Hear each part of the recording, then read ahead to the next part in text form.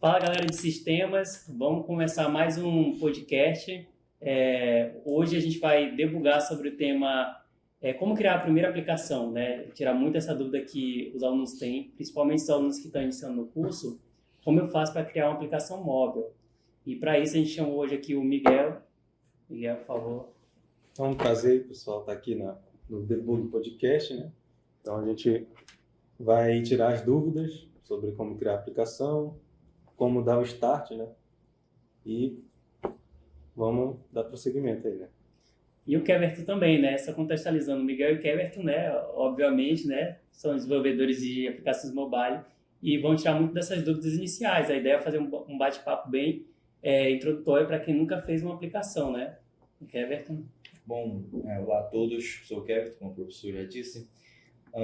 Somos desenvolvedores, tanto eu quanto o Miguel, de desenvolvimento mobile, e a gente vai tirar algumas dúvidas, vamos falar um pouco sobre esse ecossistema que tem muitas coisas que a gente pode destrinchar, e é um prazer imenso estar aqui também. Valeu, Keverton. E hoje a gente obrigou aqui a participar o César, né? Para não ficar só eu aqui, professor Luciano, né? Então, César, por favor, se apresenta aí. Eu sou turma agora de sistemas, né? Estou finalizando o curso. Também estou atuando em alguns projetos na área de engenharia e vamos estar aqui levando a parte da desenvolvimento do podcast aqui na entrevista. Eu queria que vocês falassem um pouquinho da experiência de vocês. Como foi o primeiro desenvolvimento de aplicativo de vocês, né? Desde o interesse. Eu quero começar a desenvolver mobile, porque é algo que a gente não aborda tanto em sala de aula. Não tem uma disciplina específica de desenvolvimento mobile. E eu queria que vocês relatassem, assim, como é que foi esse primeiro momento com o desenvolvimento para aplicativos móveis. Bom, o primeiro contato, né? Então, como foi falado, né? Na nossa graduação a gente não vê, né, essa questão do desenvolvimento mobile. Mas na graduação a gente vê programação, a gente vê programação web. Então, o desenvolvimento mobile, a diferença dele é que ele é um desenvolvimento assim, em outra plataforma. É só um dispositivo menor, né? Então, é só um paradigma diferente, mas todos os conceitos são os mesmos. Né? Então, o meu primeiro contato foi meio forçado, né? Foi no TCC. Então, eu estava fazendo TCC, ia ser um sistema web, ou seja, eu ia usar o conteúdo que eu vi na graduação para fazer o conteúdo.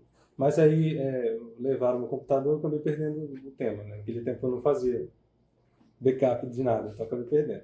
E também acabou mudando meu orientador. Então trocou o orientador, o Fabrício, né? O professor Fabrício, ele já veio com uma ideia. Miguel, olha, aqui tem um aplicativo sobre cálculo. Bora fazer um aplicativo aqui que vai ter lá as fórmulas matemáticas para o usuário entrar com os números e para ele resolver, além disso, bora botar a teoria lá também para o aluno ler sobre o assunto, né?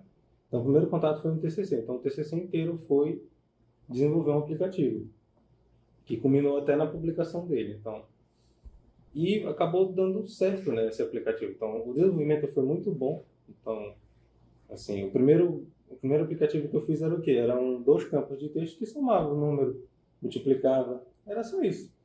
Somava e multiplicava e exibia para o usuário. O resultado deu tanto. Então era só isso a aplicação que eu fiz. Então a telinha lá já apareceu isso para mim. Talvez seja uma boa maneira de começar, né? Porque quando a gente começa a programar, né, ver um paradigma mais estruturado, a gente faz a soma, né, das variáveis, né? Traz aquele conceito da matemática e soma. Aí eu vou para uma nova plataforma, eu posso começar por esse básico, de replicar coisas que eu já sei fazer, né, em outras plataformas, para o mobile, né? Até para ir ganhando confiança, né? Indo para esse outro paradigma, né? Isso. Aí, então foi dessa telinha que somava 2 números, a gente foi desenvolvendo e modelando até que chegou no aplicativo exato, né? Até hoje ele está publicado na Google Play. Então ele foi o tema do meu TCC e ele foi a primeira aplicação, assim, que relativamente é simples, né? Mas ela foi bem aceita e ela resolve um probleminha lá das pessoas que têm problema com matemática, né? Então foi o primeiro contato com programação mobile. E eu tive que estudar por fora, né? Então esse foi o primeiro contato, né, com a programação móvel. Então eu tive que aprender por fora, porque é um conteúdo que a gente não vê na graduação. Mas eu utilizei os conceitos que eu vi na graduação que me ajudaram a aprender a como programar. Tanto que foi até a mesma linguagem que a gente via na graduação, foi a mesma linguagem para desenvolver o aplicativo. Beleza, beleza. Então, Kevin?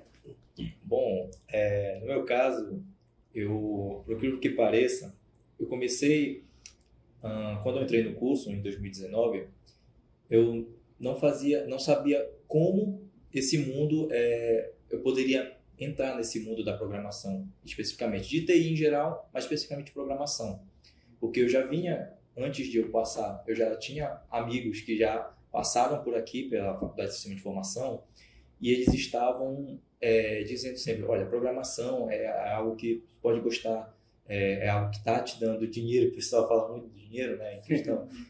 Então, é algo que também pode te dar vários benefícios, de trabalhar em qualquer lugar, então isso foi motivando. Aí, né, quando eu cheguei aqui na faculdade, até uma história engraçada, eu nunca tinha tirado um 0 na minha vida, né, aí veio logo porrada, disciplina de algoritmos, que é a base para te desenvolver aplicações em geral. Tomei uma paulada, tirei um 0, então aquilo foi um choque. Eu falei, caramba, não é para mim isso. Então a gente logo acha isso, sabe? Que, poxa, eu não me dou bem nisso, não é para mim.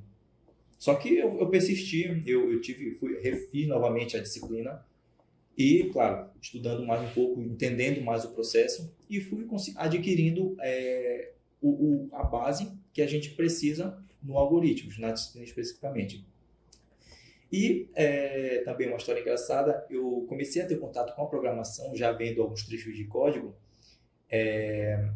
quando o professor Fabrício me chamou para o jogo Gold Submarine, que já é desenvolvimento que é de games, e que eu fui responsável pelas músicas. Então, eu não entrei especificamente para desenvolver os códigos, para escrever os códigos, mas para fazer a questão musical, todo o percurso Foi se aproximando, Fui né? se aproximando, eu não entrei diretamente.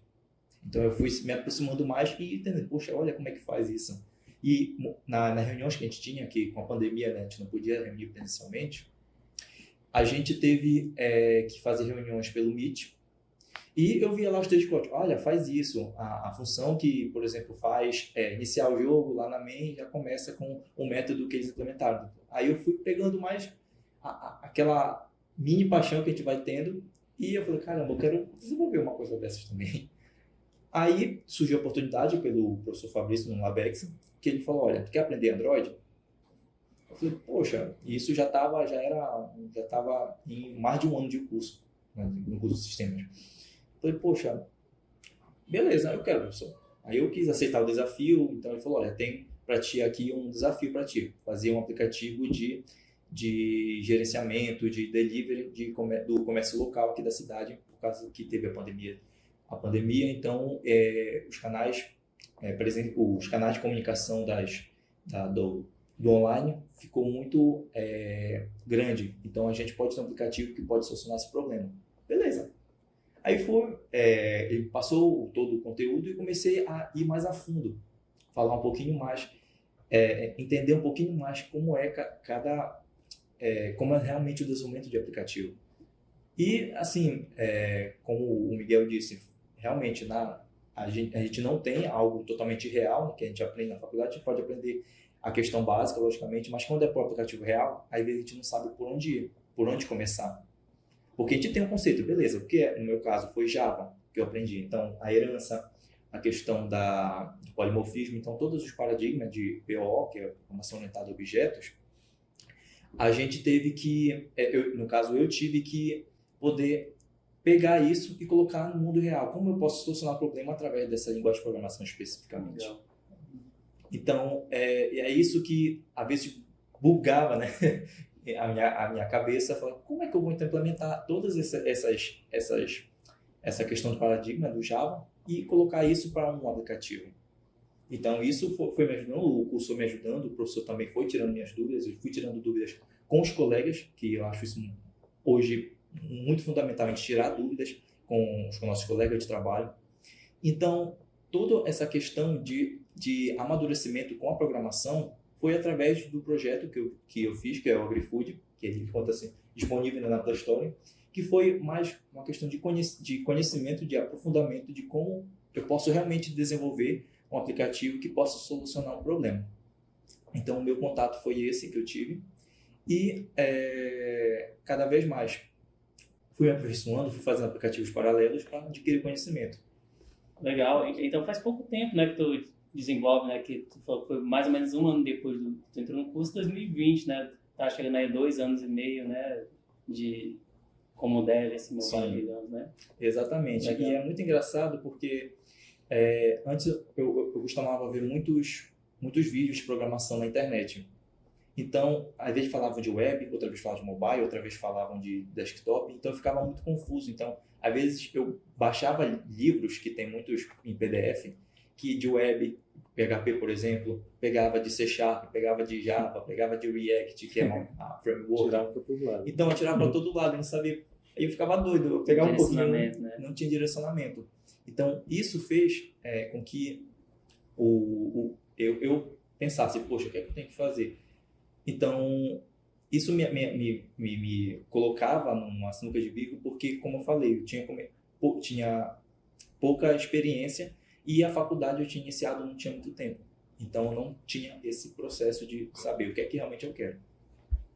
Acho legal aí na tua história o teu case, né, de fracasso, né, que é muito bom, porque tu poderia ir por outro caminho, quando tu falou, vou desistir, isso daqui não é pra mim, né, não existe isso, mas, pelo contrário, tu persistiu. E da história em comum de vocês dois foi ao aceitar o desafio, né? Teve a chamada para ação, né? Lá, que a gente vê na jornada do herói.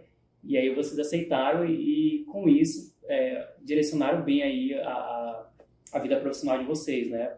Na parte de desenvolvimento. Isso é bem legal.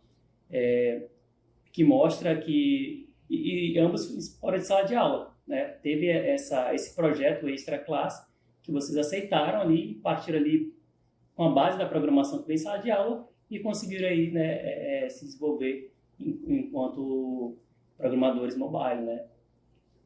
E tu, César, já programou mobile? Mobile não, mas uma coisa que o Kevin falou que eu acho interessante a gente falar aqui um pouco é em relação, assim, o que se esperar do curso, né? Que você entrei no curso e tomei uma porrada, né? Aí eu queria fazer 2 perguntas, no caso, para vocês. A primeira é, será que essa galera que está vendo agora a parte de TI muito assim em alta, sempre sendo discutido na internet, a galera falando muito. Será que quando eles entram no curso, eles têm realmente essa ideia? Se isso é geralzão assim, ou a galera chega muito mais, olha, eu não sei o que é, mas eu vou tentar.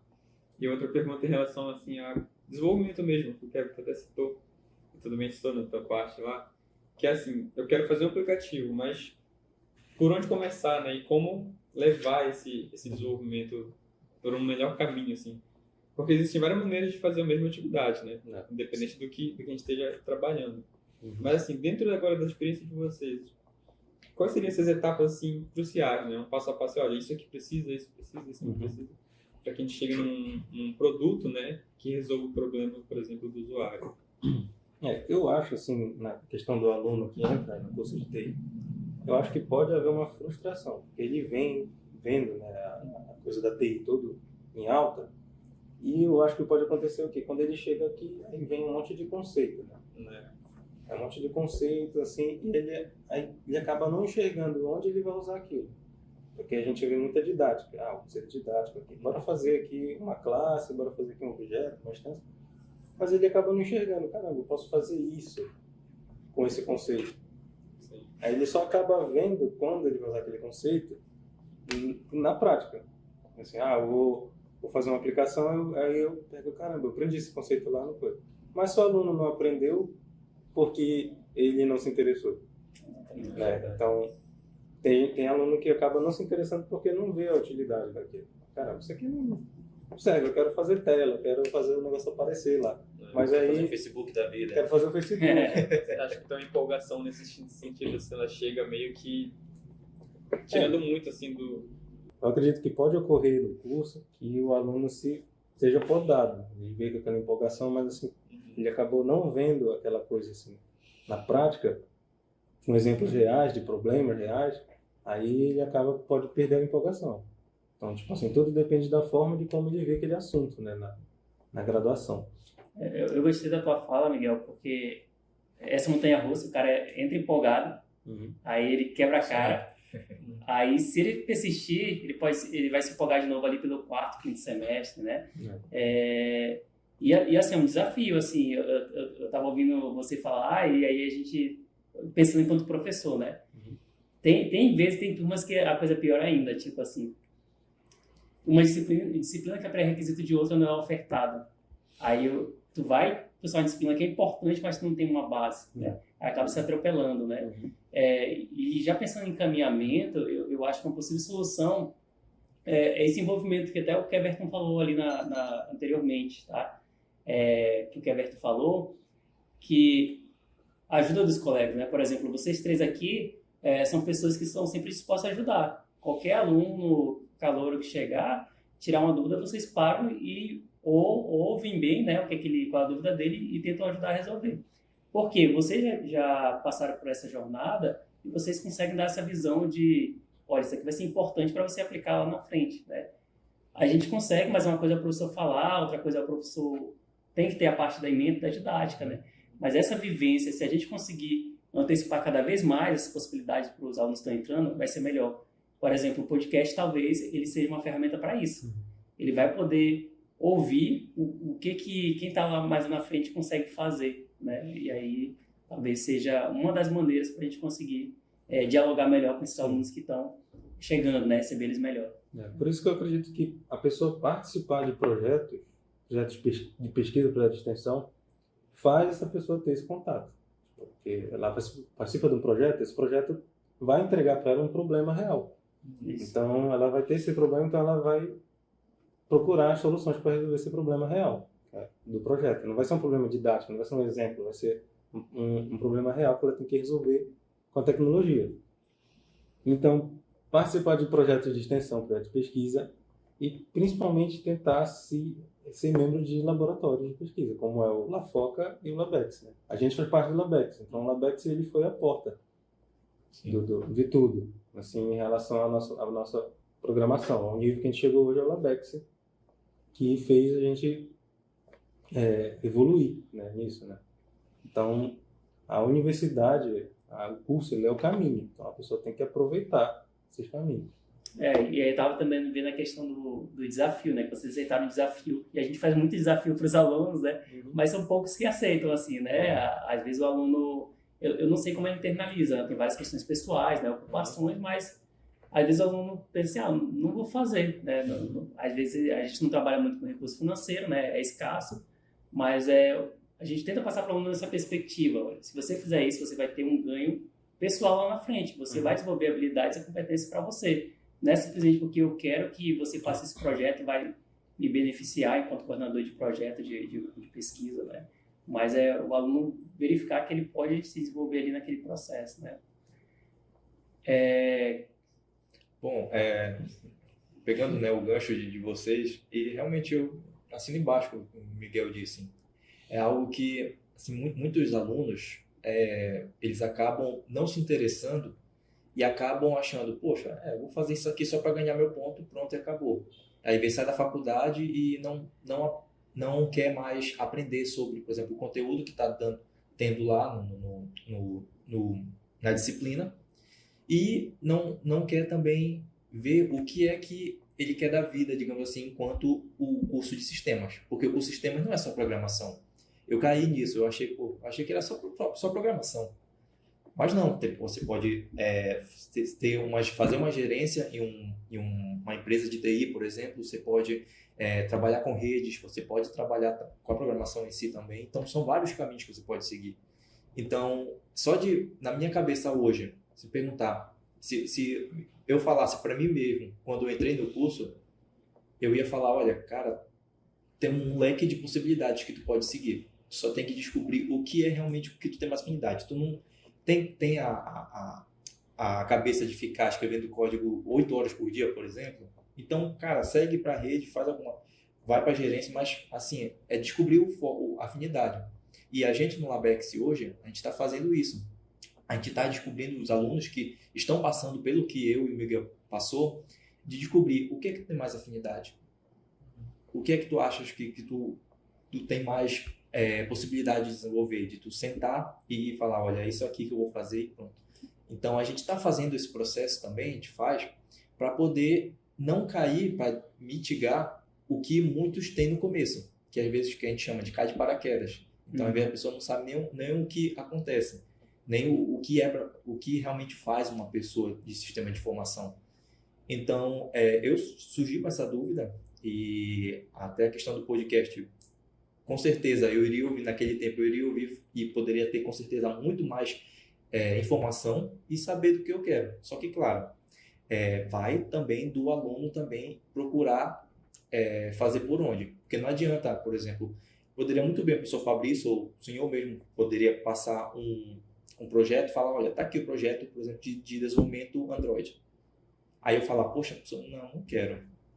Não, eu estou fazendo tal coisa, não dá para mim. Então, isso é uma oportunidade que, se a pessoa não quiser, provavelmente ela vai acabar não tendo um conhecimento que ela pode ter adquirido com aquele projeto e, consequentemente, pode ficar num hiato onde ela não sabe o que pode estar esperando ela na frente em questão de mercado de trabalho. Porque eu acompanho muito o mercado de trabalho. Então, tem muitas vagas sim, só que tem muitas especificações que, às vezes, conhecimentos técnicos que a gente pode ter adquirido, por exemplo, num projeto de extensão, que pode aumentar o currículo, a grade curricular do currículo da pessoa, do profissional. Então, uma coisa levando a outra para poder a gente ir aumentando cada vez mais, como o senhor falou, as nossas habilidades e competências. Então, eu acredito nisso, que realmente parte também do aluno, parte também, claro, também principalmente do interesse do que ele realmente quer. Legal. Agora vamos dar uma aprofundada mais técnica, né? Trazer novamente para lá da aplicação mobile. E aí eu até propor um desafio aqui para nós, né? Vamos conversar sobre desenvolvimento mobile e fazer aqui um brainstorm de como desenvolver um aplicativo para podcast. Passando esse passo a passo, para a gente poder dar essa clareada, né? Então, foi até a pergunta que o César fez, a segunda pergunta. Legal. Quero fazer um aplicativo, né? Meu primeiro aplicativo de um podcast. Um aplicativo mobile para podcast. Qual a primeira coisa que eu devo me preocupar, assim, nesse processo? Bom, o primeiro passo para fazer o aplicativo é primeiro entender o que ele vai ser. Então, é colocar no papel. Meu aplicativo vai ter essa função. Meu aplicativo vai fazer a tarefa X. Meu aplicativo vai... qual é o público-alvo? Ele é voltado para esse pessoal aqui. Né? Já tem outros aplicativos que fazem isso? Se tem, eles são bons. Né? Então, pelo menos dar uma validada na proposta. Ver se eu não estou fazendo igual, copiando, ou posso melhorar uma proposta que já tem. Então, definir o que é a tua aplicação. Minha aplicação é isso, ela é voltada para essas pessoas. E, a partir daí, a pessoa já vai... ela tem que desenhar. Ou seja, tem que definir como vai ser meu aplicativo. Como é que eu quero que o usuário use, como é que eu quero que ele se apresente para o usuário. Eu quero que o meu aplicativo seja laranja, quero que ele tenha um botão assim. Então, realmente, se a pessoa não domina nenhuma ferramenta de design, pegar no papel mesmo e desenhar na folha. A minha tela vai ser assim. Então, se eu apertar nisso, vai fazer isso. Sabe? Então, tirar a ideia da cabeça e botar no papel. Então, um dos primeiros passos. Pessoal, aí perceba o que o Miguel falou, né? Não é sentar na frente do computador o primeiro passo, né? E aí puxa o que o Kevin também falou. Por mais que você não tenha a expertise de programação, você pode atuar em outra área, porque quando a gente fala de projeto, a gente está falando de equipe, não uma única pessoa fazendo tudo. Então, o primeiro momento é entender qual é a necessidade ali do podcast que a gente está falando, né? Quem é o público-alvo. Já existe aplicativo de podcast e aplicativos similares. Vamos ver o que ele tem de bom, o que ele tem de ruim. Vamos ver a parte da usabilidade da interface. E depois vamos rascunhar, fazer um protótipo, que pode ser de alta fidelidade. Aí fazer um protótipo no Figma, né? Algo que eu possa até reaproveitar em termos de código, ali, gerar um código automático para interface. Ou pode ser no papel. O importante é o quê? Esboçar a sua ideia, representar visualmente ali a sua ideia, para depois validar com o público-alvo, fazer um teste ali com usuários em potenciais ou com o cliente ali que está pagando o projeto, né? Então tem essa primeira etapa de iniciação do projeto, né? Vocês querem falar um pouquinho mais sobre isso? O primeiro passo, então, é fechar um escopo, né? Dizer, Isso. olha, isso que ele vai fazer e o que ele não vai fazer. Essa é a primeira etapa. E tentar validar esse escopo. E validar esse escopo, né? Bastante, E lembrando, né, que assim, não cair no erro que, principalmente no começo, a gente sempre cai quando inicia no mundo da programação, que é iniciar já com código. Então, isso é uma iniciação que todos os programadores já começaram a fazer e que lá na frente tem as suas consequências. Começar, beleza, eu sei que eu mesmo tenho a empolgação de poder logo dar início ao código, falei, caramba, eu quero fazer, olha, a função que vai fazer isso aqui, a tela, eu quero que meu aplicativo tenha essa funcionalidade aqui, então vou começar a programar já. E esquecer do principal, que é, qual é a ideia realmente do meu aplicativo, que eu quero que o meu aplicativo tenha. Qual é o problema que eu quero solucionar, por exemplo, com o brainstorm do podcast. O que eu quero solucionar com criando esse aplicativo do podcast. Para quem, como o Miguel disse, para qual público eu quero. Então, ter toda essa definição pronta, aí sim partir para a programação, porque não fazer o processo inverso. Porque fazendo isso, por experiência minha, provavelmente também do Miguel, dá uma atrasada e pode até, no decorrer do processo, acabar deixando o projeto de lado, iniciando outro, acabando, deixando inacabado. Então, isso também é algo muito importante que deve ser feito, que realmente é definir o escopo, saber realmente o que é que o meu aplicativo vai fazer, quais são as telas que podem ser mais adequadas para o meu público e assim vai. Então, tipo, não definir um escopo e não validar esse escopo, né, pode ser um fator determinante para a falha do projeto. Sim. Tipo, muitas das vezes, então, se a galera chegar assim, naquela empolgação, no ímpeto de querer ver a coisa funcionando, pode ser ali um primeiro passo para o fracasso do projeto. Aí, beleza, então o aluno, ele chegou, o desenvolvedor ele pegou e definiu esse escopo, validou. Aí, o que ele tem que fazer depois disso? Uma etapa geral, assim, falar, olha, beleza, então agora eu tenho que programar? Ou tem alguma coisa antes disso também? Então, ele já tem, como ele quer que o aplicativo seja, né? Uhum. Tem um protótipo lá, um desenho, um rascunho. Então, o primeiro passo é ele ver a habilidade dele agora, em relação à programação. Eu domino alguma linguagem de programação, eu já sei os conceitos básicos de programação, algoritmo, programação orientada a objeto, eu tenho noções de conexão de redes, eu tenho noções, eu tenho pelo menos eu sei o que é, mas não precisa ser especialista, é só ter noção. Beleza, eu tenho eu sei que eu tenho essa capacidade da programação, beleza. Então, se ela não tiver, ela vai ter que treinar isso aí. Então, primeiro ela vai ter que partir na programação, fazer A mais B, fazer laço, fazer loop, né? Então, todo esse exercício didático que a gente faz no curso, lá na disciplina de algoritmo, a pessoa tem que fazer. Então, ela tem que dominar isso aí. Então, a partir daí, aí ela vai poder começar a pesquisa dela. Como escolher a plataforma. Sim. Então, beleza, eu estou seguro que eu domino uma linguagem aqui, porque a pessoa pode dominar qualquer linguagem. Então, ela não precisa especificamente dominar uma linguagem, porque dominar uma linguagem é questão de sintaxe. Então, ela pode partir para outra linguagem tranquilamente se ela sabe os conceitos de programação. Então, eu vou escolher a plataforma. Agora, o que influencia a pessoa escolher a plataforma? É o público-alvo, que ela já definiu lá atrás. Né? E também o aplicativo em si, tipo, como o aplicativo vai se portar. Eu quero que o meu aplicativo seja para alguém de um modo assim mais, como é que fala? Que hoje a gente tem duas plataformas, a gente tem o Android e o iPhone. Então, os dois, eles têm perfis de usuário muito, muito definidos, né? O iPhone é aquela coisa mais fechada, assim, tipo, olha, é assim. O Android não, aquela coisa mais dinâmica. A gente tem aplicativo de variadas formas, né? Então, tu já desenhou teu aplicativo lá. Aí tu olha onde é que se encaixa mais, né? Aí também tu pode olhar para as plataformas e ver os números dela. Quem é que tem mais usuário? Eu quero que o meu aplicativo seja utilizado por muita gente. E pode ser a abordagem híbrida também, né? Também. Eu posso fazer multiplataforma. Né? Então, eu quero que o meu aplicativo seja pago. Eu quero que a pessoa pague. Então, na plataforma X, eu sei que o usuário vai pagar. Na outra, eu vou ter que monetizar de outra forma. Então, o primeiro passo é escolher a plataforma. Escolher a plataforma, eu vou ver as tecnologias que eu preciso para desenvolver a plataforma. Então, se eu vou programar para multiplataforma, tem a tecnologia para programar para multiplataforma. Então, a partir daí, a pessoa vai estudar essas tecnologias, porque ela já sabe os conceitos básicos. Então, não vai ser dificultoso ela estudar as ferramentas para fazer a aplicação. E a gente vê nessa segunda etapa que tudo que tu citou tá lá na primeira, né? E às vezes a gente acaba não tendo essa ideia, né?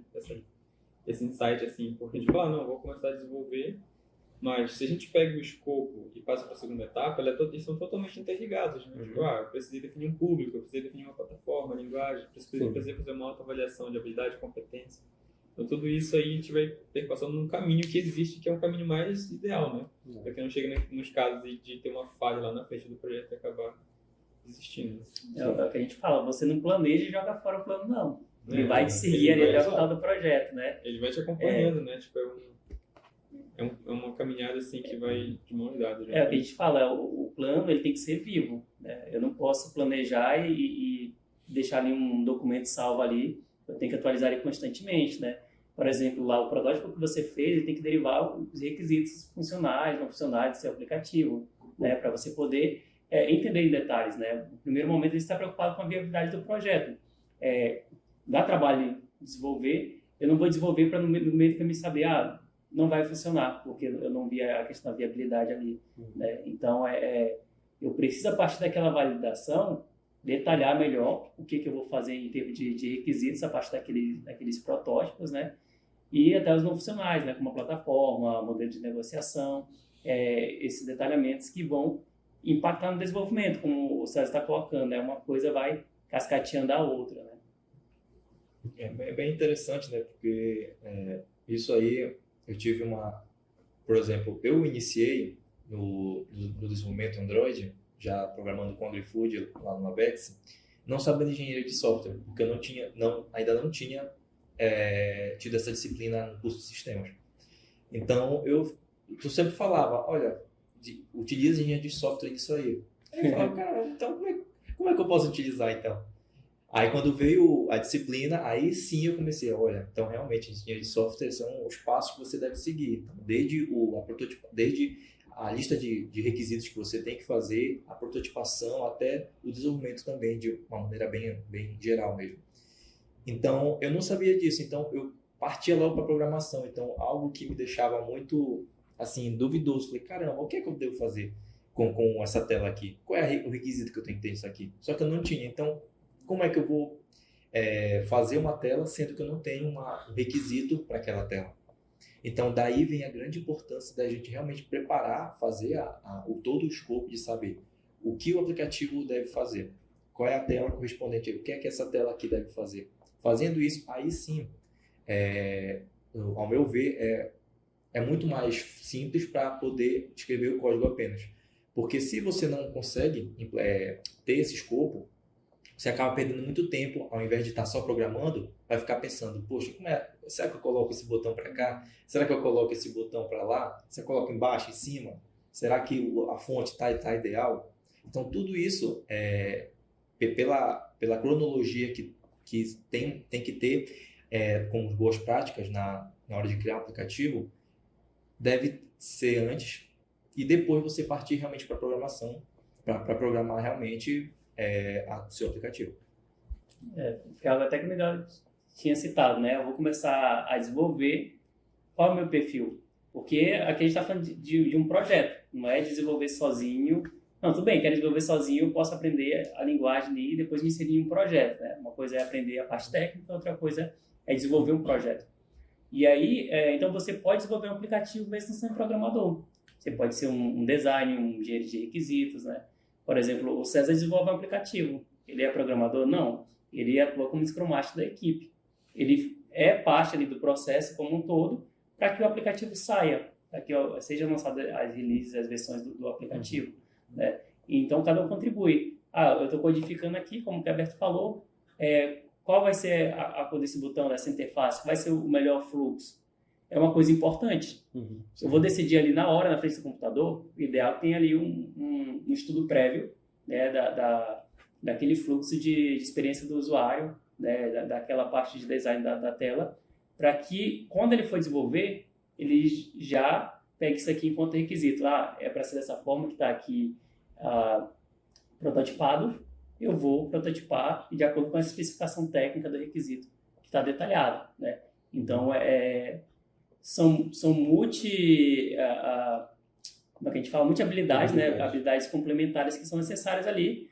Às vezes a pessoa faz muita coisa, né? Mas isso é bom até certo modo, porque você pode sobrecarregar uma pessoa no projeto, tá? Então, falando do mercado, né? Falando do mercado, o ideal é ter mesmo esse papel distinto. É claro que todo mundo precisa ter uma visão do todo, até para tabelar melhor, né? Falei que a tabelinha é melhor. Mas, em termos de efetividade, é bom que cada um ali faça uma tarefa bem específica para que não sobrecarregue ninguém e possa trabalhar essas habilidades complementares entre os membros do time. Aí falando em habilidade, né, então acaba conversando, tipo, eu vou escolher a plataforma. Então a escolha da plataforma envolve a escolha da tecnologia. A minha equipe tem a habilidade para aquela tecnologia, a curva de aprendizado vai ser muito grande para aprender aquela tecnologia, então essas coisas vão decidir. O meu aplicativo de podcast, eu quero que ele seja para todo mundo que tenha celular. Então, tu quer multiplataforma. Então, eu vou ver qual é a tecnologia multiplataforma que tem. Tem React Native, tem o próprio Kotlin, que agora já está entrando multiplataforma. A minha equipe tem habilidade para multiplataforma? Tem, porque a minha equipe veio da web. Porque o React Native ele é muito próximo da web. Então, a curva da minha equipe vai ser pequena de aprendizado. Então, beleza, vamos fazer multiplataforma. Não, a minha equipe aqui, o fulano, ele já sabe Android, então já influencia na decisão. Bora fazer Android primeiro, porque tem mais usuários, e depois a gente vai para o iOS. Então, tudo isso define. Então, a própria habilidade da equipe define a plataforma que eu vou. Que foi o que influenciou a gente no nosso projeto, né? A gente tinha pessoas que já sabiam programar Android e influenciou a gente já, primeiro, a desenvolver a aplicação para Android. Aí a gente volta de novo lá para o início, que a gente fala sobre viabilidade do projeto, né? É viável? Isso. O meu time sabe programar para iOS, né? Não sabe.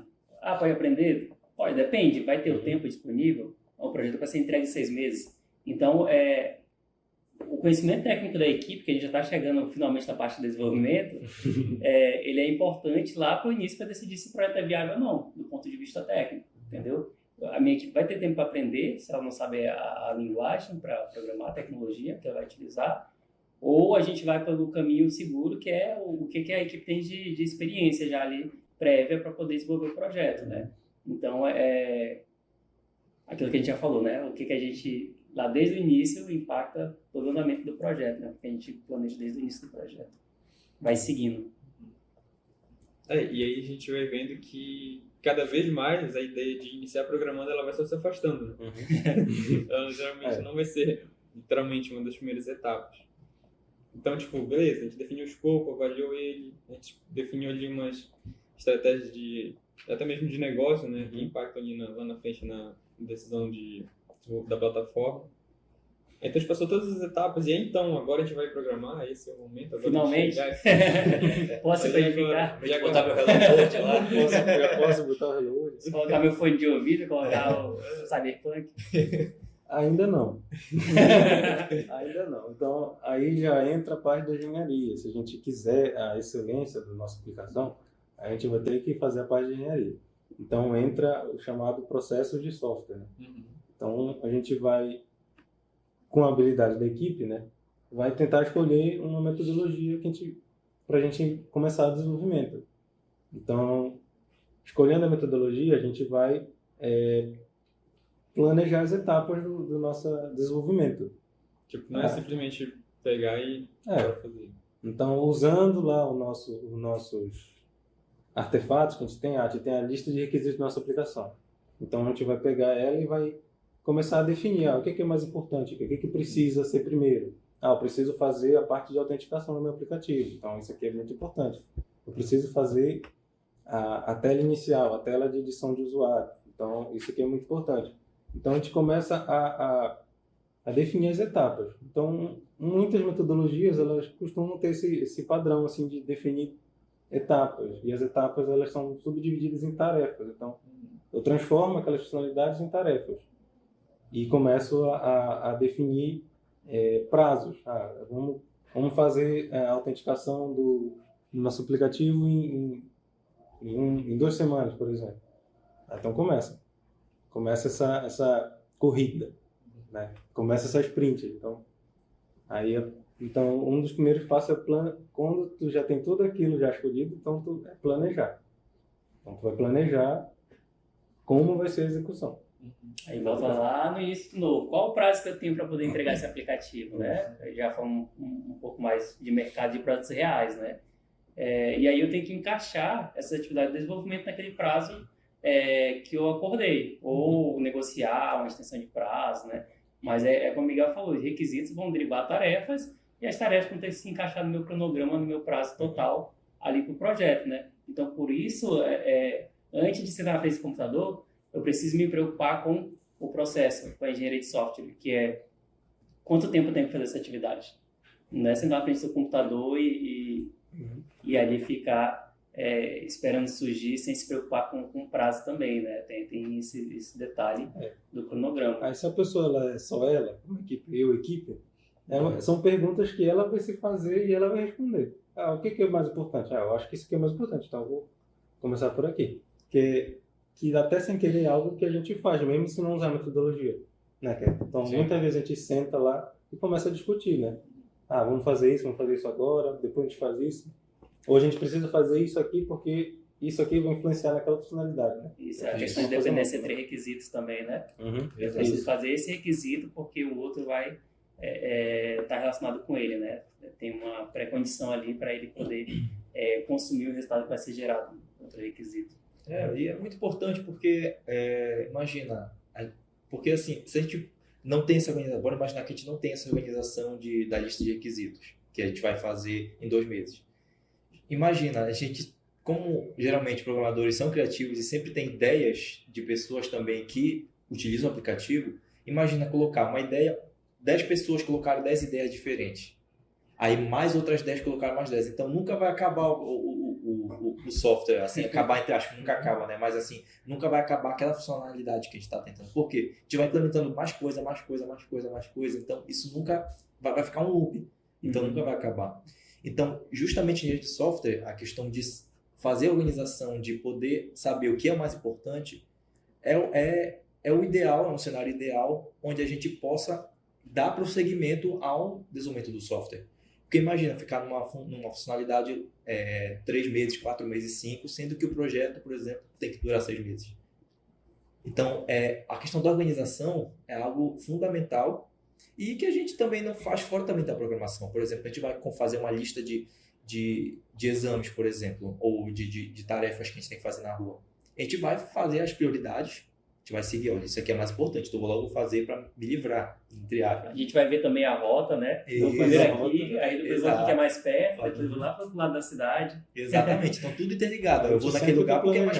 Exatamente, está sempre planejando. Então, programação não é um mundo à parte. Também faz parte do nosso cotidiano, também programação, porque a gente também tem que seguir uma organização para poder ter a questão do tempo, de saber gerenciar esse tempo, e também a gente ficar bem consigo, com a gente mesmo também, porque ficar muitas horas na frente do computador também, às vezes, batendo a cabeça, também pode ser prejudicial também à saúde. Então, a gente também fazer esse gerenciamento também do tempo pode também ajudar também em outras questões como a nossa própria saúde. Então, também é uma questão também que agrega muito, não só no projeto, mas também agrega também na nossa vida, no nosso cotidiano também. Aí voltando lá sobre o podcast. O meu aplicativo de podcast. Qual é o principal recurso que o meu aplicativo de podcast vai ter? Ele vai ter streaming ao vivo de podcast? Ele vai ter execução de áudio, de podcast gravado? Ele vai ter execução de áudio. Então eu já escolhi a plataforma, então eu preciso olhar na tecnologia que eu escolhi e ver como faz isso. A minha equipe não sabe fazer.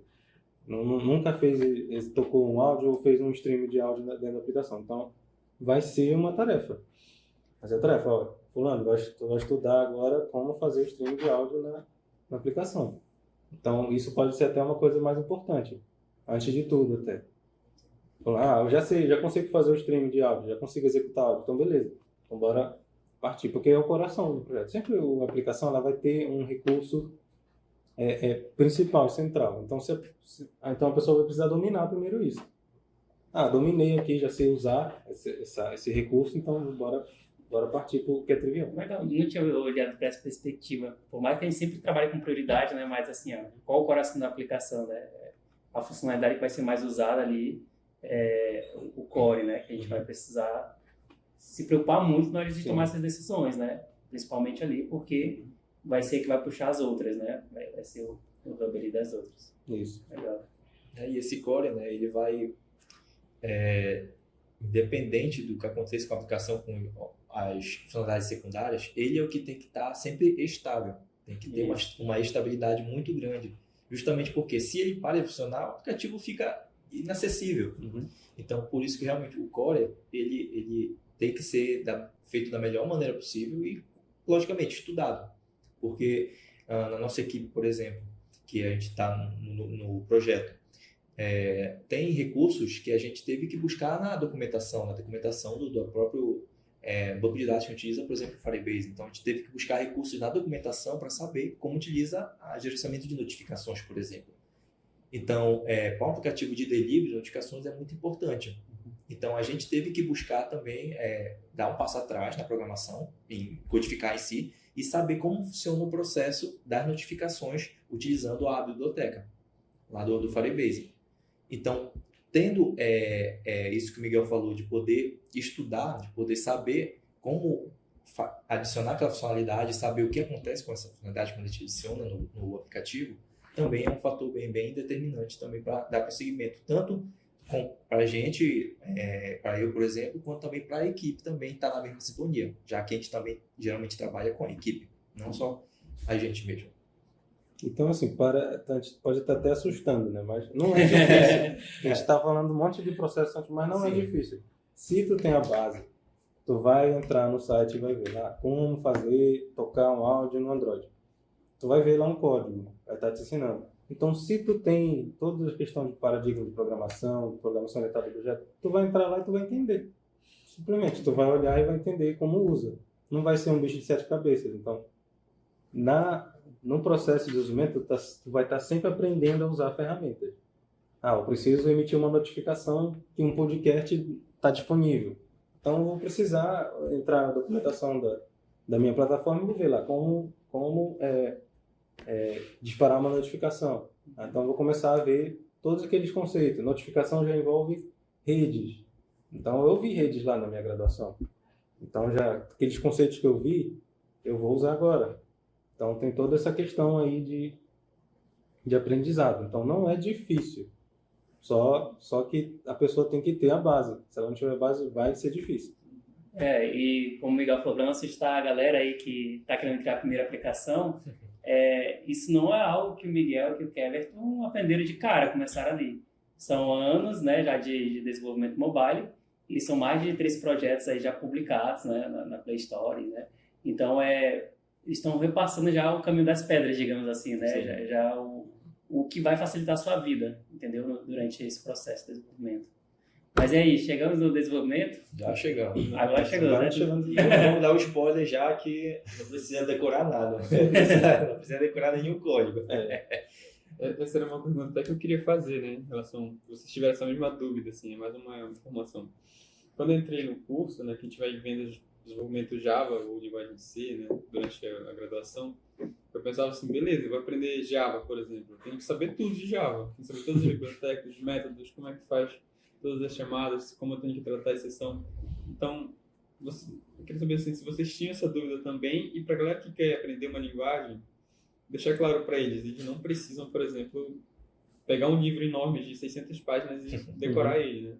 Como o Miguel estava falando, a base, ter a base é aquilo que vai te fazer chegar nas outras...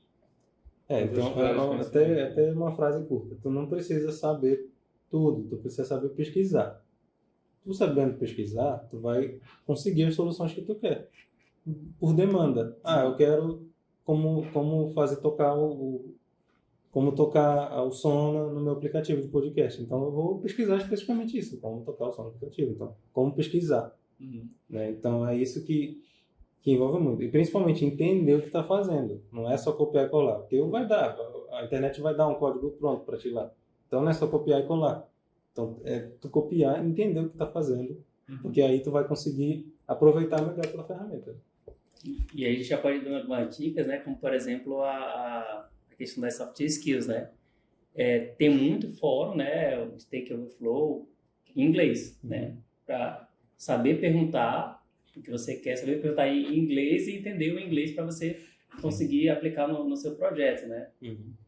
Então, a parte do inglês é importante, né? Dá para começar sem, né? Mas chega uma hora que não dá para fugir, né? Para você poder resolver problemas mais complexos que estão bem mais discutidos, né? Em fóruns internacionais. E a pergunta, né, também, que o César fez também, eu posso dar prosseguimento, que é realmente, eu, particularmente, eu achei que tinha que decorar tudo, sabe, em Java. Falei, eu aceitei o desafio, mas já aceitando, lagrimando já um pouco. Já vendo a grossura dos livros. Já. A grossura, falei, meu Deus. Porque eu tinha visto já um livro de Java, acho que 60 páginas. Java para... Eu esqueci o nome, mas era um grosso. Falei, caramba, meu Deus, vou ter que aprender tudo. Então, sabe, e depois eu comecei aos poucos, porque eu já tinha tido contato com Java aqui na faculdade de sistemas, que com programação de computadores 1. Então, é como fazer seu Hello World, como fazer a classes e atributos, public, private.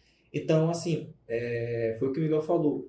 Não precisa saber tudo justamente porque, de acordo com as demandas que tiver na aplicação, você vai aprendendo, você vai pegando aquilo. Se você, por exemplo, bora no tipo de podcast, provavelmente vai ter lá vários episódios. E esses vários episódios são listas. São listas que a gente vai desenvolvendo no caso do Java. Vamos dizer que a gente está implementando em Java aqui, por exemplo. Sim. Vamos desenvolver o aplicativo para Java, do podcast. Então, para listar os episódios, eu vou criar uma lista, uma relist, Beleza. Então, como é que eu vou fazer esse relist? Como é que eu posso fazer? Então, surgiu essa demanda. Então, eu pesquiso como criar uma lista, filtrar a lista, por exemplo, utilizando a relist para Java Android. Clique, vai aparecer provavelmente Stack Overflow, que é um dos mais famosos. O indiano da vida, curto de 5 minutos lá, falando com aquele som horrível do áudio. Mas, assim, e você consegue ver como funciona aquilo. Então, o mais importante é você não só copiar o que ele está fazendo, mas entender como funciona aquilo. Por quê? Você vai adquirir esse conhecimento, se você saber como é realmente, e você vai poder implementar isso posteriormente em outras partes da aplicação, que vai exigir, por exemplo, listas. Então, entender esse processo de você não saber tudo, mas saber o que pesquisar, saber um trecho lá que vai ser necessário, é o importante. Porque, com certeza, por exemplo, vamos dizer aqui, as grandes empresas, as grandes multinacionais, o Facebook, o Google da vida, os programadores de lá não sabem tudo sobre a linguagem. Eles sabem o necessário para a aplicação, por exemplo, que eles estão desenvolvendo, que foi designado para eles. E, claro, é uma constante evolução que você vai tendo no decorrer do processo. Por exemplo, vamos iniciar, por exemplo, no podcast. Eu iniciei só com o básico do Android. Aí já começou a ter tarefas de criar lista, notificação, então já adquiri esse conhecimento. Então, quando posteriormente eu for desenvolver outro aplicativo, eu já vou ter adquirido aquele conhecimento e vou poder aplicar de uma forma diferente ou até igual em outro aplicativo. Então, você já vai saber, olha, eu já sei fazer isso. Então, isso é um processo natural que você vai adquirindo e, às vezes, você vai até, com o passar do tempo, até decorando alguns trechos de código. Por exemplo, iniciar uma nova activity, uma nova tela, por exemplo. Hoje eu já sei decorado, antes eu não sabia, eu tinha que olhar no vídeo lá e falar Start Active. Então, isso é um processo natural e, claro, não está dizendo que a pessoa só precisa pesquisar, não. Ela pode adquirir outros conhecimentos que pode não estar querendo, se sobrar um tempo, pode não estar agora no escopo do projeto, mas você pode aprender para desenvolvimento social de projetos futuros, projetos pessoais. Porque, assim, eu acredito que nós programadores, é bom a gente, claro, ter as nossas tarefas se a gente está ligado a um projeto ou até um emprego realmente assim lá no mercado de trabalho que a gente conseguiu, e também ter os nossos projetos pessoais, a gente continuar estudando, porque quando você entra na programação eu já coloquei na minha cabeça que realmente a gente tem uma constante conhecimento, a gente tem que procurar sempre se atualizar, porque a tecnologia está se aumentando muito. Tem que treinar, né? Exato, treinamento. Quando eu era aluno lá, eu programei em Java, aí programei em PHP, aprofundei mais em PHP, aí fiz sistemas em projetos em PHP, aí parei. Hoje programa em PHP? Não. Se eu pegar, eu vou lembrar da base, né? Eu vou reiniciar aquele processo. Aí depois, enquanto professor, eu comecei a programar em Hub, né? Eu programei o Hub Rails. Aprendi. Parei. Aí eu fui ver, já fui desatualizado, não sabe quase mais nada, assim. Então, tem que estar praticando, né? Não pode se acomodar se você quer ser programador, né? Se você quer ser programador, não pode se acomodar, senão as versões são atualizadas, fica depreciadas, os métodos que você já sabia, e aí você vai ter que reiniciar esse processo de aprender a parte da sintaxe, como o Miguel falou, né? E fora isso, tem a parte da semântica também. Eu aprender a parte da lógica ali, como eu resolver o problema. Porque até relaciona isso com o que tu falou, Keverton, que se tu ficar imerso em um projeto, vamos pegar lá o Ambre, né? Tu pode ficar muito viciado naquela regra de negócio. Olha, isso daqui eu sei fazer, e aí quando surgir uma demanda de um outro aplicativo que uma regra de negócio, não sei, científica ou financeiro, tu vai ter um pouco mais de dificuldade se tu não tá aberto, né? De mente aberta ali para poder absorver uma nova regra de negócio, né? E aí eu lembrei, como você estava falando anteriormente, essa questão de sentar na frente do computador e passar horas e horas, né? Falando um pouco da parte da semântica, de construção da lógica, da solução, às vezes não vem. Você está precisando da solução, não vem ali, você passa horas e horas. Às vezes é levantar na frente do computador e fazer outra coisa, né? Um amigo meu falava assim, olha, as ideias, elas não são como o cachorro que você chama e ela vem. Elas são como os gatos, ela vem quando ela quiser. Então, às vezes, você precisa respirar fundo ali, dar uma volta, deixar passar um outro dia. Era isso. Eu vou contar uma história que aconteceu justamente isso aí. Eu estava desenvolvendo, isso foi no próprio Ambre mesmo, estava desenvolvendo uma funcionalidade da questão da listagem de categorias, de pizzarias, de fazer a filtragem das lojas de acordo com a categoria. Aí, quando eu botei para rodar, achei que estava funcionando bacana, porque assim, estava dando erro, dava o alerta vermelho lá no terminal. Ele dizia lá, erro, está retornando nulo, alguma coisa estava retornando nulo. E eu fui ver, olhei 4, 5, 6, 7 vezes, falei, caramba, não tá dando. E cada vez mais quando vai, a gente vai ficando com raiva, e bate aquela raiva. Vira pessoal. E aí, tipo, esse desespero não é pra mim. Porque às vezes tem um programador, às vezes tem essa coisa, né, de achar, caramba, isso não é pra mim. Vou largar. Vou largar. Aí eu falei, não, deixa. Isso praticamente já era altas horas da noite. Eu queria terminar pra entregar, sabe? Pra poder ficar já, pra mandar pra equipe de teste. Falei, caramba, vou tentar dormir. Aí dormi com raiva, vai dormir. Eu dor de cabeça e tudo. Quando acordei no outro dia, eu entrei, vou ver o que aconteceu. De cabeça mais fria, relaxada, depois do café. Descobri, eu estava chamando uma lista que estava vazia. Criei uma lista vazia. E tinha esquecido o ponto e vírgula também, ele não deixou compilar. Então, pensa, coisinha boba que eu mesmo tive, que na hora de tantas horas na frente do computador lá fazendo, eu não sabia qual era o erro. Às vezes é o próprio cansaço, né? Aconteceu num projeto lá que a gente participa também, que eles passaram 2 dias lá que não conseguia subir na GCP do Mac, lá do Google. Aí depois de 2 dias descobri que era um ponto e vírgula, né? Aí é o cansaço, né? De virar à noite, passar muito tempo aí naquele problema que uma coisa simples às vezes bate dali pelos olhos cansados, né? Aí, seguindo o processo, né, a pessoa já está codificando a solução. Tá, estou fazendo lá, estou fazendo a tela que vai listar os podcasts, Uhum. fiz a tela que vai abrir um podcast e vai reproduzir podcast, porque eu já aprendi como reproduzir um áudio, né? Então, aí nesse momento eu vou lembrar lá do meu planejamento. Então, eu desenhei meu aplicativo lá atrás, eu fiz as funcionalidades dele. Então, eu vou começar agora a cruzar. Vou olhar aqui para o que eu fiz e estou fazendo. Está atendendo aquilo? Meu aplicativo deve listar os podcasts disponíveis. Está listando, beleza. Meu aplicativo deve abrir um podcast se eu selecionar ele. Tá abrindo. Então, eu vou começar a fazer essa validação. Vou olhar porque eu planejei e validar. Então, fazer esse teste se está atendendo os requisitos, ou seja, se eu estou cumprindo os requisitos. Porque os requisitos eles são, né, essenciais, né? Então, eu tenho que cumprir os requisitos para uma aplicação ser o que eu defini que ela é. Então, e também o objetivo dela, como o Kevin falou. Se a minha aplicação não reproduz áudio, ela não é o que eu defini. Vamos dizer que eu escrevi lá, o meu podcast, ele deve reproduzir podcast da melhor maneira possível para o meu usuário. Vamos dizer que esse é o meu objetivo.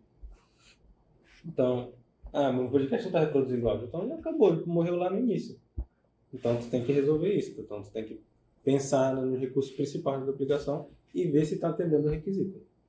E até pegando ali novamente o que o Kevin falou, né, e já aqui que o Miguel expôs, o ideal é que seja outra pessoa que teste para você. Porque você já está cansado, você já está viciado naquela rota que você seguiu para poder implementar a funcionalidade e você vai testar do jeito que você desenvolveu. Então, o ideal é um terceiro ali, olhando para a funcionalidade e pegando o aplicativo que ele não colocou a mão ali, não codificou, para ele ver se está atendendo ali aquela funcionalidade que a chance de encontrar possíveis erros vai ser bem maior ali na parte de teste. E dessa questão de erro, né, falando logo para a galera que vai ter muito bug, vai ter muito erro normal, a gente se desespera, mas às vezes a gente já tem tanto bug que a gente nem dói mais. Nem dói mais. A gente até brinca lá no Ambry, que às vezes tem um bug lá, fala, já sei o que é isso. Deu até nome para ele já. Toda vez aparece de novo, porém, né? Mas é uma questão assim, sabe, de realmente não se desesperar e poder solucionar, porque a gente sempre vai estar corrigindo alguma falha. A gente não tem... uma coisa também que eu acho muito importante é de não deixar com que o aplicativo fique totalmente perfeito e com essa perfeição que a gente quer, o aplicativo não saia do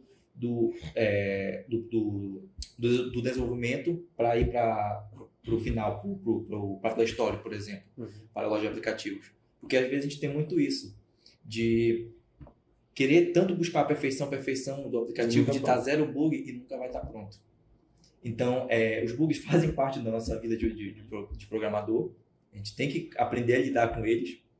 Mas, ao mesmo tempo, saber que a gente tem que, claro, deixar o menos, vamos dizer, bugável possível. Tem que deixar o menos. Só que, claro, aí já vem a parte do pessoal de teste que vai ajudar a gente a melhorar cada vez mais o processo. Tanto o pessoal de teste quanto o pessoal de UI, de UX, que a gente pode modificar. Então, ter esse trabalho não só do programador, mas de toda a equipe para poder o software sair da melhor maneira possível sempre. E eu acho que dá para você falar um pouquinho, né, César? Tu atua bem próximo ali da equipe de teste, né? Falar um pouco da importância dessa etapa, né? E de como ela funciona, assim, né? Dar essa visão como ela complementa as etapas anteriores, né? Nessa parte aí, em relação a teste, é uma coisa que o Kevin falou bem, né? O programador não tem que se preocupar muito em entregar perfeito devido à complexidade do projeto, né? Por mais que a gente olhe assim, é um aplicativo de podcast, existem muitas nuances ali dentro de detalhamento do aplicativo que a gente não vai conseguir ver completamente, né? Então, casos de bugs, de erros, vão acontecer. Quando chega na parte de teste, né, a gente chama de uma verificação e validação, né, como o Miguel falou. A gente vai pegar realmente o requisito, vai pegar o aplicativo e validar aquelas funcionalidades. A equipe de teste vai testar funcionalidade por funcionalidade em diferentes cenários. Tipo, eu quero o primeiro cenário, eu quero clicar no botão de play e ele tem que dar o play. Ele faz isso? Faz. E se eu, por exemplo, eu clicar aqui e, por exemplo, vamos supor que tenha uma funcionalidade de segurar, né? É uma opção lá do Android, né? manter pressionado Sim. sobre aquela lista, o item da lista. Ele tem que fazer outra coisa, se ele não fizer. Então, são passo a passo, né, que vão levar tipo, para um detalhamento de nível técnico que a gente chama na engenharia de garantia da qualidade. Né? A gente tem que pegar esses requisitos, validar eles, e se não der certo, volta para a equipe de desenvolvimento, pega, resolve, e aí sim, quando chegar nessa última parte lá, de que tudo for validado, aí a gente sai do ambiente de dev, né, e leva para a produção. E esse passo a passo, ele é até bem mais longo, assim, né? Por exemplo, se a gente for pegar uma versão, por exemplo, Vambri, que tenha muitas funcionalidades novas, ela vai demandar um tempo grande. Então, tudo isso vem lá também do cronograma do planejamento do projeto. Se a gente tem 6 meses, está lá do início lá do escopo do projeto. Tudo está ligado. Desde definir o escopo, definir requisitos, definir habilidades e competências, definir as linguagens. Começar a desenvolver e testar, tudo vai estar ligado lá no início. Como a gente tem que tratar esse tipo de... Os cenários de teste eles são derivados dos requisitos. Os requisitos, né? lá no começo. Exatamente. Eu estava ministrando essa aula hoje, inclusive, né, sobre testes. E aí eu estava falando para os alunos, né, essa importância, né, que a gente pega o requisito, deriva o cenário de teste, né, de um terceiro testar, tem a parte da validação e da verificação, que a validação é mais a nível de negócio, verificar se está tendo objetivo. É um aplicativo de podcast, eu preciso ouvir o podcast aqui no aplicativo, senão não está tendo objetivo, não faz sentido. O meu cliente não vai validar, ele não vai estar satisfeito com aquele projeto. E verificação, que é uma parte mais técnica, ali mais próxima dos requisitos implementados no produto em si. Então, posso utilizar teste unitário, posso fazer testes funcionais. E aí, o que eu estava falando para os alunos era o seguinte, o objetivo do testador é encontrar erro. Se a gente manda para o teste e volta, não, está tudo certo, está muito suspeita essa bateria de teste. Né? Tem algum cenário, tem algum fluxo ali que não foi testado, que passou batido, que o pior cenário é chegar na produção. O usuário do podcast ali pegar ali e vai, olha, estou querendo aqui ouvir, não consigo, vou desinstalar aqui, está ocupando espaço no meu celular, né? E estava falando isso para eles, olha, o pior cenário é quando o bug vai sempre existir, como o Everton falou, né? O pior cenário é quando ele vai para produção, né? E aí, quanto à quantidade de bugs, o importante é a gente priorizar, né, ali a urgência de tratamento do bug, né? Se tiver bug simples, o que é bug simples? É um errinho ali de português na tela, alguma coisa visual, algo que não vai atrapalhar a operação do fluxo, né? O segmento do fluxo ou as funcionalidades. Aí tem os médios, tem os graves, né? O grave, gravíssimo ali que vai atrapalhar a principal operação ali não consigo ouvir podcast, né? Então esse não tem como deixar para lá, né? Esse eu tenho que parar tudo, né? E aí tem como é que vocês chamam lá? É o emergencial, né? O hotfix, né? Eu tenho que parar para me consertar aqui dali, porque senão ninguém consegue utilizar o aplicativo, né? A equipe se pergunta, vamos lá, tá dando um problema lá no aplicativo podcast. Então, pergunta, isso está impedindo o meu usuário de ouvir o podcast? Está impedindo ele de ouvir o podcast? Não está impedindo. Então, beleza, a gente não precisa tratar com tanta urgência. O aplicativo, na hora que eu abro ele, não está abrindo os podcasts. Isso é grave, então, porque vai impedir da pessoa ouvir o podcast dela. Então, tem que fazer uma emergência aí e corrigir esse problema.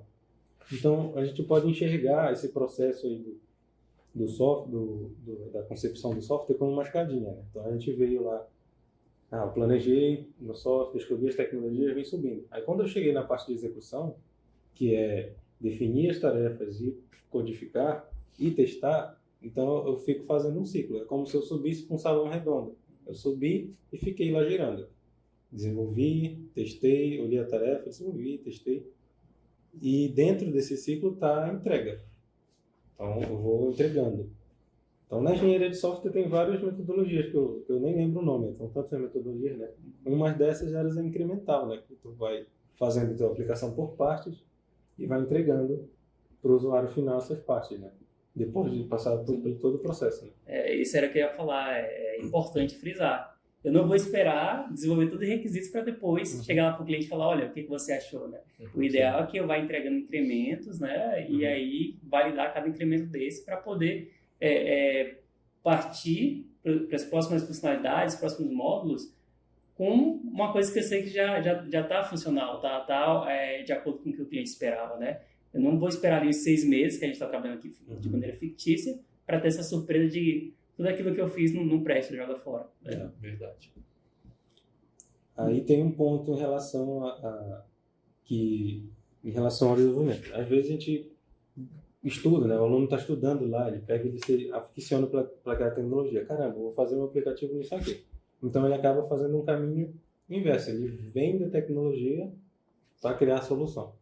Isso pode dar problema em relação à tua aplicação, porque tu está priorizando a tecnologia ao invés da tua aplicação. Porque a tua aplicação ela tem que resolver um problema para o usuário. Então tu tem que priorizar a experiência do usuário na hora do desenvolvimento. Então, como o meu usuário vai usar, como isso aqui ficou mais fácil para ele usar. Então, tu partindo disso, tu vai conseguir garantir que o teu usuário fique feliz usando a tua aplicação. Então, vamos dizer que a gente conseguiu fazer o podcast, nosso aplicativo de podcast, listar os podcasts, executar o podcast. Beleza, agora tem vários aplicativos que fazem isso. Agora, como eu posso fazer o diferencial? O aplicativo concorrente ele exige 3 cliques para tocar um podcast. Então, eu posso tocar com 2.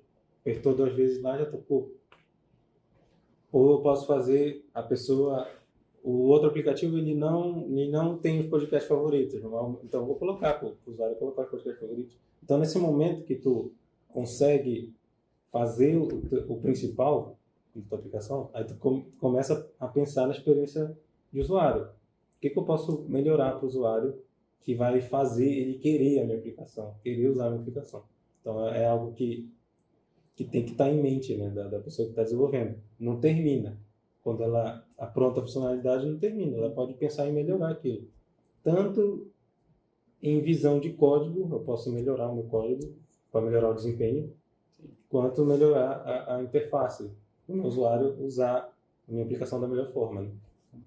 Esses conceitos. E visão de negócio também, né? Lá do início, o que o cliente pediu, né? Uhum. Ele vai se preocupar com o diferencial competitivo, né? Então, essa interligação.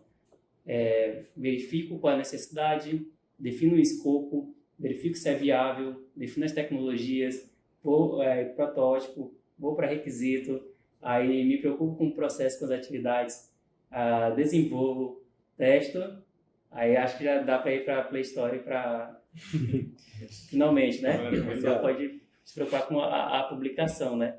Depois de testado, já pode começar a publicar. Validado. Claro, a gente tem, já teve até pessoas de vários aplicativos famosos que disseram que não seguiram esse processo. Porém, esse é um processo que a gente julga, eu parto desse princípio, que é um princípio mais saudável para se fazer, como o senhor mencionou. Porque, às vezes, pode ser que o teu aplicativo, por exemplo, você comece pelo desenvolvimento e termine e faça o processo depois do desenvolvimento. Pode funcionar? Pode. Porém, não é uma maneira correta, com base em vários livros, a própria engenharia de software fala isso, não é um processo muito bom, que pode impactar lá na frente. Então, ele pode te dar um certo tempo que você economizou tempo nesse período só para desenvolver, mas lá na frente você pode ter impactos que podem afetar diretamente a sua aplicação. Então, para minimizar isso, justamente esses processos que o senhor falou, é algo que ajuda a minimizar. Claro, tem risco, claro, porque a gente trata de negócios, a gente está envolvendo também dinheiro. A pessoa está pagando porque a gente entregue algo que seja, que dê um valor para a pessoa que ela possa, olha, realmente, isso aqui é um aplicativo que é o que eu esperava. Então, que vai me dar, por exemplo, lucro, se você for fazer um aplicativo que seja por exemplo, um gestor, fazer uma gestão da empresa, por exemplo, do seu cliente. Uhum. Então, fazer com todo esse processo ajuda a você ter a melhor performance possível do seu aplicativo, passando por essas etapas. É uma etapa chata, assim, a gente concorda que é uma etapa, mas que é necessária. Então, eu acredito que é um fator bem determinante para seguir todo esse ciclo de software que assim, eu gosto muito, eu acho. Tenho uma paixão. Eu descobri uma das minhas paixões é a programação. Acho que a gente já pode ir encaminhando. Eu queria então que vocês explicassem um pouquinho, para quem nunca fez, né, que é uma curiosidade também, esse processo de publicação nas lojas virtuais de aplicativo. Como é que eu faço para publicar?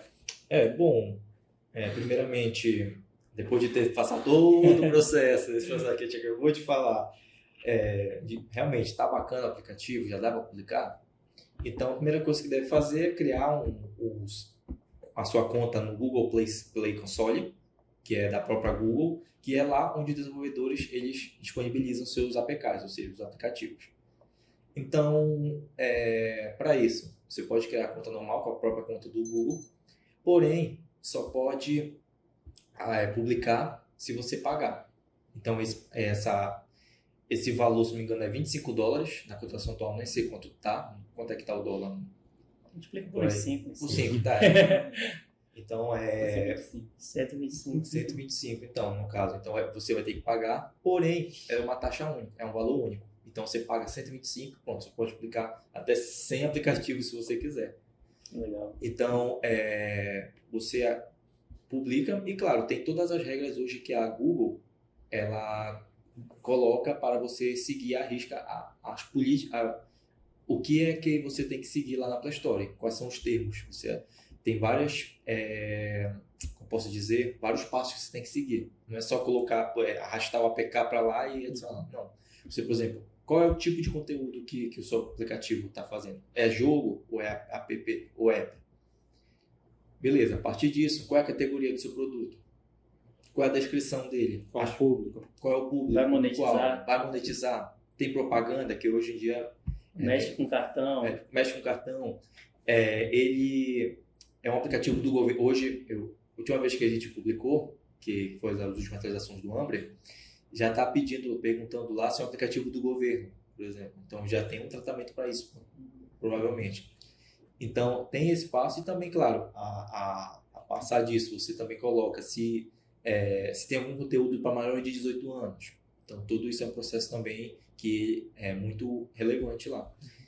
A questão das fotos do aplicativo, a print do aplicativo, para saber como o aplicativo como ele é para o usuário, ele chegar lá e ver as fotos do aplicativo, como aparece lá de vários aplicativos. E a partir disso, você coloca o nome do aplicativo, qual é a versão, o que tem nesse aplicativo. Então já é a parte mais do seu aplicativo. Então você acaba fazendo isso e depois você joga o APK lá e publica e espera o aval da Play Store para saber se o seu aplicativo realmente ele foi publicado com sucesso. Se não teve alguma falha no sentido de descumpriu alguma norma lá da Play Store. E uma coisa também que é muito importante é seguir sempre o que a Play Store está pedindo lá. Não fugir daquilo. Por quê? Eles têm uma política onde, se você acaba ferindo alguns termos que eles seguem lá, que você deve seguir, ele pode banir o seu aplicativo da Play Store. Então, a gente estava chegando lá no final, a gente volta aqui para o início, porque o que são isso, né? São requisitos não funcionais. Eu tenho que me preocupar com isso antes de chegar no final do projeto. Uhum. Quais são as diretrizes? O que eu preciso ter no meu aplicativo? O que não pode deixar de ter para eu poder publicar no final com sucesso? Porque senão, é aquilo que tu falou, se eu não fizer isso, se eu não fizer essa parte chata agora, o prejuízo vai ser maior lá na frente, né? Então, eu tenho que estudar esses termos para publicar aplicativos antes de iniciar meu projeto para eu poder considerar eles durante o desenvolvimento, né? E principalmente, né, o Miguel também pode falar também, a questão que está muito alarmante hoje, está mais evidente, é a questão da LGPD, Lei Geral de Proteção de Dados. Então, se você não dizer também na Play Store lá o que você faz com esses dados, também pode correr o risco do aplicativo não ser publicado. Tudo que você fez, todo aquele processo de trabalho, por exemplo, de um ano, se você não se preocupou com a LGPD, com os dados, como vão ser protegidos, as políticas de privacidade também, os termos de uso, que é exigido na Play Store, praticamente você vai ficar barrado no final, já que é para divulgar, você não vai conseguir divulgar justamente porque você não se preocupou com isso lá no início. Exatamente. Pode-se dizer assim que um dos processos mais fáceis é a publicação. Assim, porque basicamente o que o Kevin falou, é um formulário que tu vai preenchendo, vai respondendo. Sim, não, vai respondendo e no final tu literalmente arrasta. Quando tu termina a tua aplicação, tu manda lá para construir, ele gera um arquivo para ti. Então literalmente tu arrasta para dentro lá e preenchendo lá as informações que ele pede, a foto, é só esperar ele aparecer. Agora tem a diferenciação, né, da Play Store, né, e da Apple Store. App Store. App Store. A App Store é bem mais burocrática. A App Store ela tem muito mais restrição. Eu participei de um projeto que a gente fez o aplicativo, publicou na Play Store, aí foi publicado na App Store. Porque esse aplicativo específico, ele trabalha com cartão, né? Você gasta seu cartão e faz pagamento via cartão. Então, aqui passou, né, App Store, muita burocracia, né? Ele queria saber por que a gente escolheu a API já de pagamento de cartão, como é que esse dinheiro ia tramitar depois, se tinha se a API do cartão sabe o que a gente ia fazer com aquele dinheiro. Acontece que a gente chegou no entrave que a gente não conseguiu publicar lá, né? E aí sobe para nível de negócio, tem que resolver do ponto de vista de negócios, né? Não é uma questão do aplicativo, né? Sim. É uma questão já partindo até para o jurídico, né? Fazer uma justificativa ali plausível para poder convencer a App Store, né? De que pode publicar aquele aplicativo, né? Sim. São coisas que a pessoa analisa na hora de decidir por onde vai fazer. Vamos dizer que eu quero fazer uma aplicação que eu vou passar para as pessoas que eu quero que usem, eu vou passar por e-mail. Eu não quero botar na loja, eu vou passar, vai ser um público restrito que vai usar a minha aplicação, então eu não vou botar na Play Store, eu vou passar por e-mail, vou passar no WhatsApp. Então no final do processo gera um arquivo, então esse arquivo tu pode instalar por fora, isso no Android. O Android ele permite fazer isso, então tipo, tudo isso faz parte da tua decisão lá atrás. Eu quero poder passar o arquivo pro meu amigo para ele instalar. Então é Android. O Android faz isso. Na iOS tu já não faz. E o iOS ele já até envolve em relação até à interface, eu acho que eles analisam também, né? Porque eles têm todo um paradigma assim, de interface bem consolidado. Então lá no iOS tu já vai pensar 2 vezes, já vai ter uma restrição lá bem maior para tu publicar, né? Então isso também tu tem que analisar na hora de escolher a plataforma, né? Ou para onde tu vai lançar primeiro. Vamos dizer que para Android tu lança mais fácil, mais rápido. Para iOS tu pode deixar para depois, porque é mais trabalhoso para lançar. Então, voltar naquele processo lá de selecionar a plataforma. Então é isso, galera. Eu acho que foi um bate-papo bem legal aí. A gente contemplou bem mais do que o desenvolvimento, né? E isso é legal, porque desmitifica um pouco, né? Não é sentar na frente do computador e programar ali, né? Tem todo um conjunto de etapas que são importantes para que a coisa saia bem feita e que ninguém aqui começou já sabendo disso, né? Na verdade, a gente está aqui com o intuito de ajudar o que são boas práticas que podem ser seguidas para que vocês desenvolvam um aplicativo da melhor maneira, tá?